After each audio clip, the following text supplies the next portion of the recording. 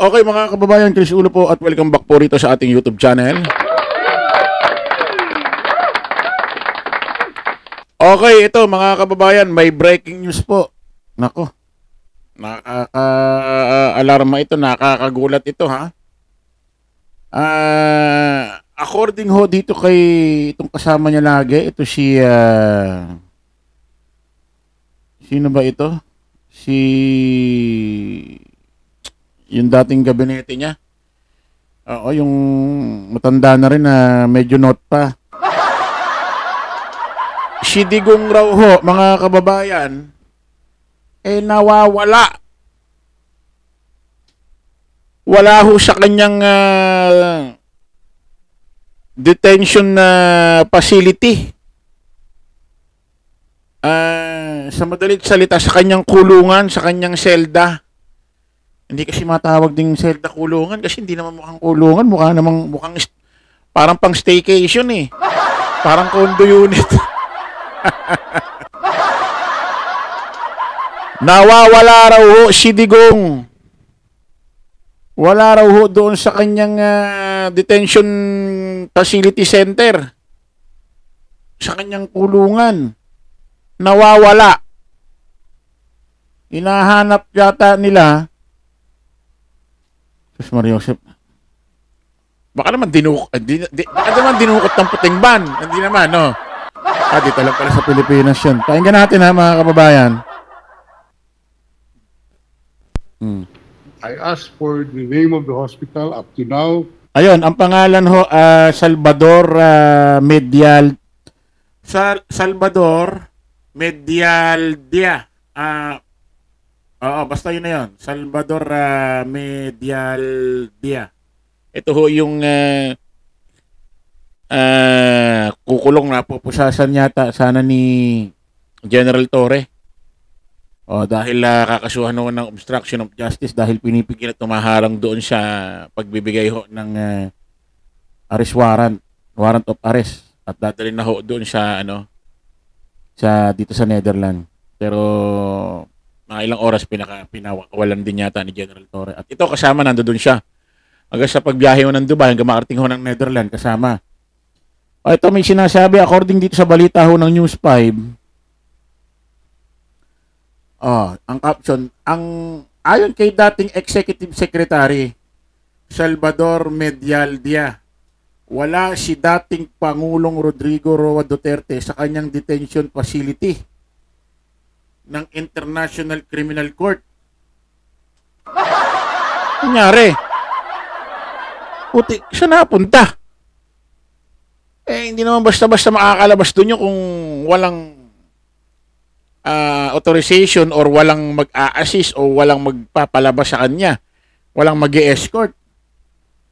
Nako, maloko na. Nangyari. Pakinggan natin. They have not given us the name of the hospital. So we took the position that he could have been brought here directly. And we are told that there is no President Duterte inside the facility. We are at a loss of this time. And lokohan na to. I think this is part of their grand plan, no, to kidnap the president, to extract the president from the Philippines. Grabe. Kinidnap daw mula sa Pilipinas papunta rito. Ano mang kidnap? Meron bang kidnap na nadadalaw mo? Para ka namang... tuloy natin. And brought to a jet without known destination. Meron pa isang balita rito. Mga kababayan. Na sila. Baka pagka yung... Teka muna. Sorry ha. Meron pa rito sa isang balita naman. Sabi sa 1PH. So, Sec, what's the next step? What are the plans? Basahin natin, we are going back to the ICC of the hospital. Sabi rito, dinala raw sa isang ospital si dating Pangulong. Ito, iba naman ang caption. Ba't kasi pa iba caption nyo? News 5, 1PH. Magka-sister ano lang kayo, magka-sister company lang kayo. Ba't ganyan? Oh, sabi dito, nasaan si Duterte? Question mark. Dinala raw sa isang hospital si dating Pangulong Rodrigo Roa Duterte. Ayon sa dating Executive Secretary Salvador Medialdia. Oo, bukod dito, wala pang ibang impormasyon na natanggap si Medialdia. Kasi kanya apelido mo, nakakabaloktot ng dila. Sino ba nagbigay sa'yo ng... Ba't kaya apelido mo?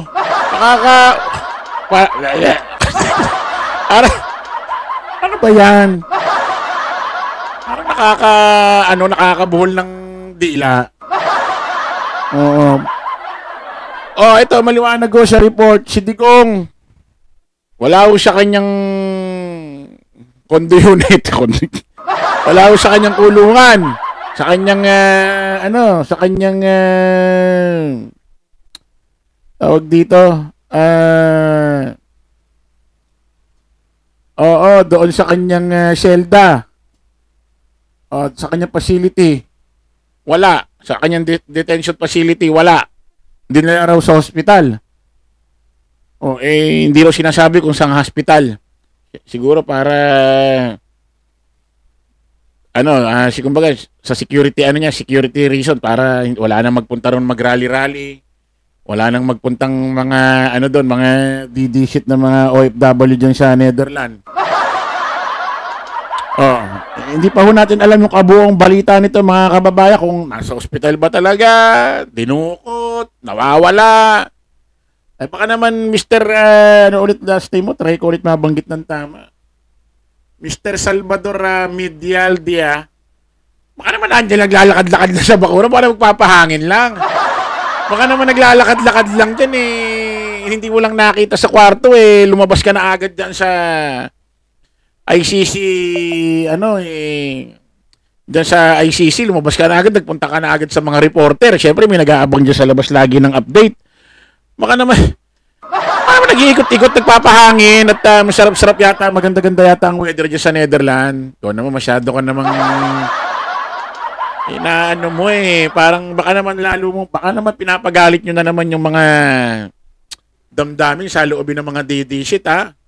Pakinggan nga natin yung mga comment. Basahin natin yung comment.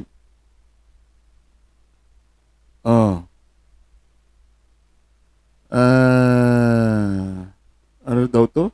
Baka inilabas na ni Piatos na walang paalam. Ano Piatos? Grabe naman ito nag-comment.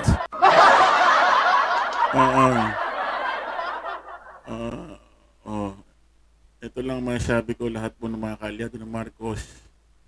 Wala, kalokohan yun. Kasi ang mahirap nito, magkakagulo talaga sa Pilipinas.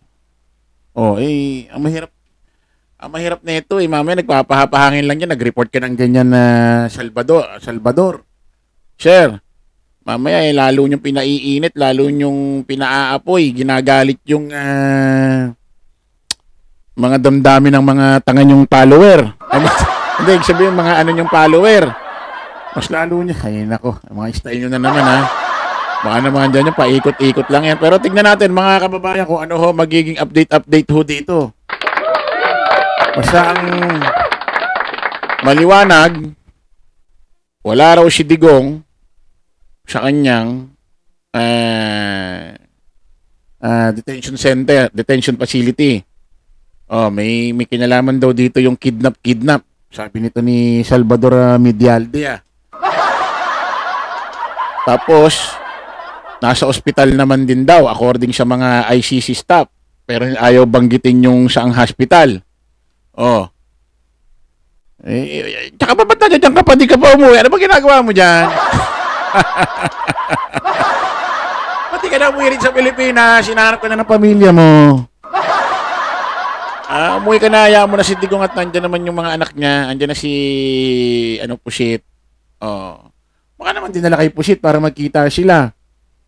Tingnan mo natin mga kababayan, update dyan. Sa ngayon, wala pa hong talagang maliwanag na balita about dyan, ha? Tingnan natin. Malay nyo, binalik na rito. Binalik na rito, di mo pa alam, iniiwan ka na dyan. Saan kasi nagpupunta. Okay, maraming salamat po mga kababayan. Kita-kita ulit tayo sa panibagong live, panibagong vlog. Paalam po pa samantalangin niyo lingkod Dos Crisulo. Lagi natin tatandaan, don't follow the majority, follow the right way. Maraming salamat. Kita-kits po tayo ulit. Bye-bye.